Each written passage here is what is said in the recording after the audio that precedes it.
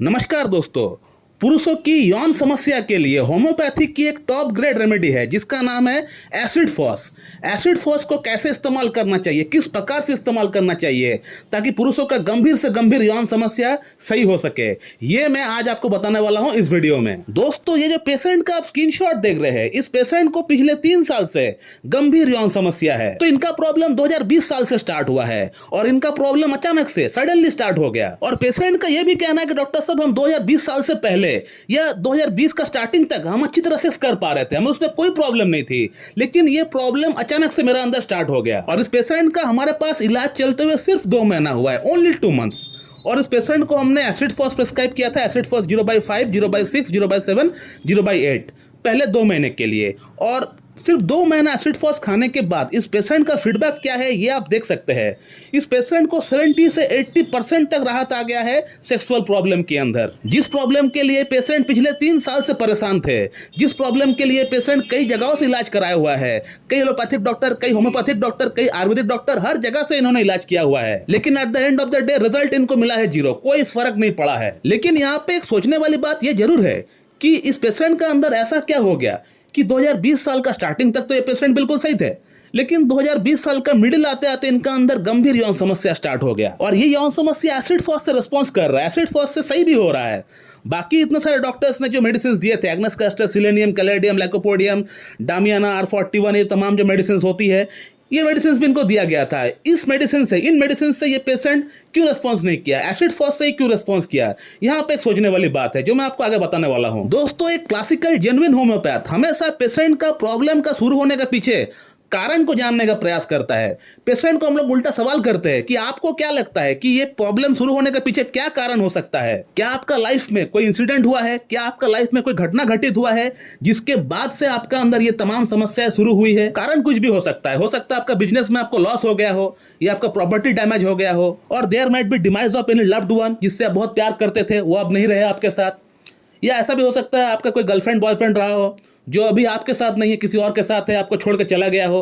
तो ऐसा कुछ इंसिडेंट हो सकता है। इस तरह के इंसिडेंट होने के बाद अगर आपका अंदर प्रॉब्लम शुरू होता है, तब हम लोग एसिड फॉस के बारे में एक बार जरूर सोच सकते हैं। और जरूरी नहीं है कि प्रॉब्लम सिर्फ सेक्स प्रॉब्लम ही होना चाहिए तभी आप एसिड फॉस दे सकते हैं।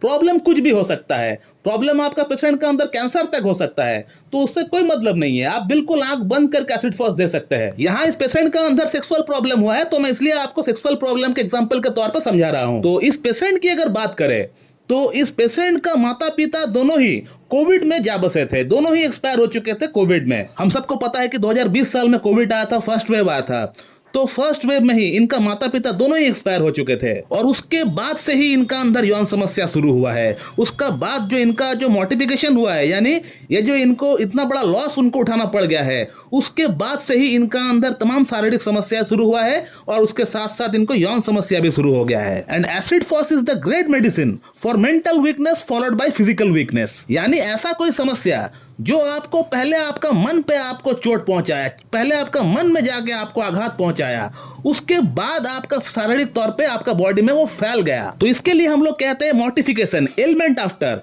यानी mental weakness followed by physical weakness, यानी मानसिक समस्या शारीरिक समस्या में अब कन्वर्ट हो चुका है। तो ये पेशेंट माँ बाप जाने के बाद पूरी तरह दुनिया में अकेला हो चुका है। अब इनको शादी करना है, शादी करना चाहता है, लेकिन शादी करके वो करेगा क्या? क्योंकि वो शारीरिक जो सुख है वो अपना वाइफ को तो दे नहीं पाएगा, तो शादी भी वो करना नहीं चाहता है। अब शादी करना चाहता है मगर वो कर नहीं पा रहा है अपना शारीरिक समस्याओं के कारण से। और ये पेशेंट मुझे केस टेकिंग देते हुए रो पड़ा था, अपना प्रॉब्लम्स बताते हुए रो पड़े थे।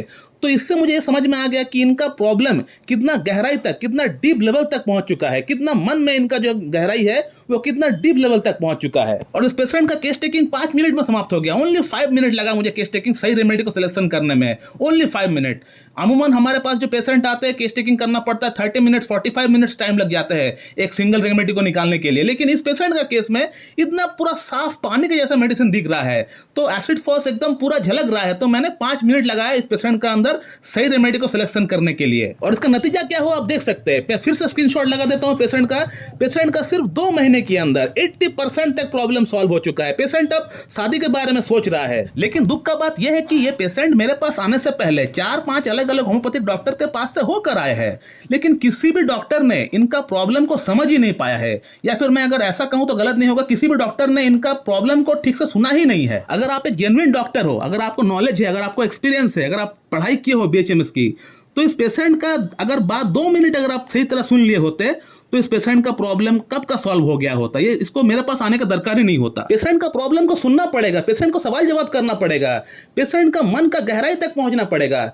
आप जो केस टेकिंग करते हो 20 मिनट 25 मिनट या आधा घंटा, उस दौरान पेशेंट के साथ आपको एज ए फ्रेंड आपको बात करना है, तभी जाके आप एक परफेक्ट रेमेडी का सिलेक्शन कर पाएंगे। पेशेंट आया आपके पास अपना प्रॉब्लम को लेकर, अपना प्रॉब्लम के बारे में बताया, आपने सुन लिया, केस टेकिंग कुछ नहीं किया और मेडिसिन बनाना स्टार्ट कर दिए। अगर इस तरह से अगर आप प्रैक्टिस करते हैं तो इस तरह से आप जीवन में एक सक्सेसफुल डॉक्टर तो बन नहीं पाएंगे, और जो पेशेंट आपके पास आया है उनका मन में होम्योपैथी को लेके एक हेट्रेड पैदा हो जाएगा। उनको लगेगा होम्योपैथी बेकार है, ये किसी काम की नहीं है। और ऐसा हो भी रहा है। जो जेन्युइन डॉक्टर है उनके पास जो पेशेंट जाते हैं तो पेशेंट जाकर सबसे पहले ये सवाल करते हैं कि डॉक्टर साहब हम आपके पास इलाज तो करा रहे हैं, लेकिन इसका गारंटी है ना कि आप हमको सही कर देंगे। जब कोई पेशेंट ऐसा सवाल करता है तो समझ लेना पड़ेगा कि पेशेंट बहुत जगह से घूमा है, वो पूरी तरह जो है फेडअप हो चुका है, वो फ्रस्ट्रेटेड है पेशेंट, इसलिए ऐसा सवाल कर रहा है। तो दोस्तों आपने इस वीडियो में ये देखा कि कैसे इस पेशेंट का यौन समस्या एसिड फॉस से पूरी तरह समाप्त हो गया।